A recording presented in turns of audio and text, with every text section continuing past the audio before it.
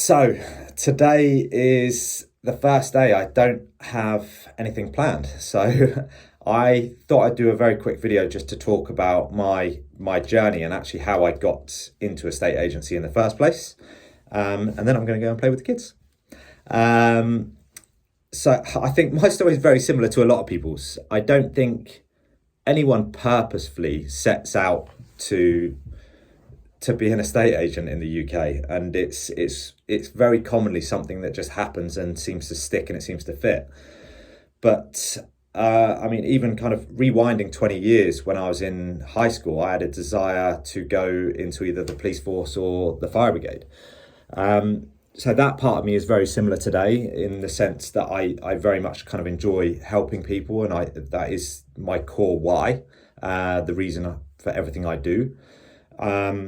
And honestly, I don't know really where things changed. I mean, leaving school, I did a public service course in college as well as an IT course. I had issues with my knees, huge issues, which I think ultimately, which is why I kind of failed on that, and I gave up. But I think it was a sense of just not believing in myself at the time that I was good enough to do that. Especially when you think about how many people out there actually kind of want to go in the police force and want to go in the fire brigade. And I think I just always wrote myself off because of the issues I had with my knee. But yeah, I mean, finishing the public service course, finishing the IT course in college, I just lacked direction at that point. It was a bit of a crisis. I didn't know what I wanted to do. And I felt like everyone else that I looked at around me had their lives figured out. They knew exactly what they wanted to do. They were studying great things in university. And I just didn't have a clue. So for multiple reasons, I ended up actually moving to Italy. So leaving the family home, leaving my family behind, and just not so much pursuing a career, but just trying to gain as much life experience as I could. So I ended up working on yachts, which I spent a good 10 years of my life. And although it sounds very daunting, an English person who doesn't speak Italian whatsoever going to Italy, I was overwhelmed by the amount of English people that were already there. And you know what, it was such an incredible experience, such an amazing journey.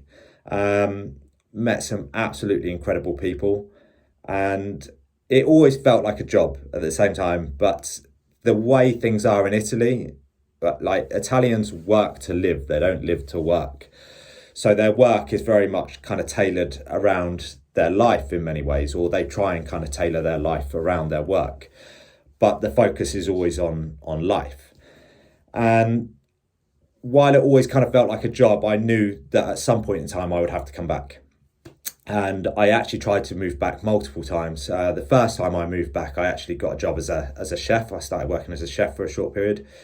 Didn't enjoy being shouted at in a kitchen so much, so I took myself back to Italy again. Another time I moved back, I worked as a cable engineer.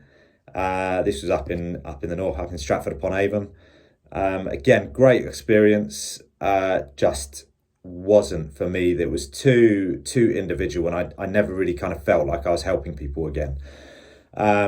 So back to Italy I went. And the final time I moved back was the first time I moved back to London. And I don't really know. I went into hospitality then. I worked in the Reebok Sports Club in Canary Wharf as a waiter. To be honest, that was the first time I started to kind of feel my ambition creeping through, because every time a role came up that was larger than what I was in, whether it be assistant manager or kind of when it like positions in sales, I was constantly throwing my hat in the ring. I just very much wanted to kind of progress myself and see how far I could take the career. Unfortunately, there were a lack of opportunities there at the time, which is why I had just met my now wife, and she had a good job, enough money to kind of support the both of us. And she encouraged me to step away. So she encouraged me to step out and just kind of look for what I wanted to do. The one thing I have learnt about myself over the years is I don't sit still very well at all. I need to be busy. So the first day of unemployment, then I went crazy. I applied for so many different jobs in different industries that when I was getting calls back, I just had to sit back and listen to judge, hang on, which one have I applied for? Because I'm not sure what we're talking about here. But I actually got invited down to this recruitment day with Cherry Pick People at the time, a recruiter for the property industry. And that was the first kind of small taste I got that I started to feel this really could be for me. From there, they sent me out on multiple interviews, and do you know what? There's so many interviews just never felt like they fit. It didn't feel like the right decision again until I met with Ludlow Thompson, and their recruitment process at the time was very different. It was very much an introduction to estate agency, so that there was a group of us sat down in the room. It was very kind of engaging with different kind of activities so they could see your skill sets and who you are.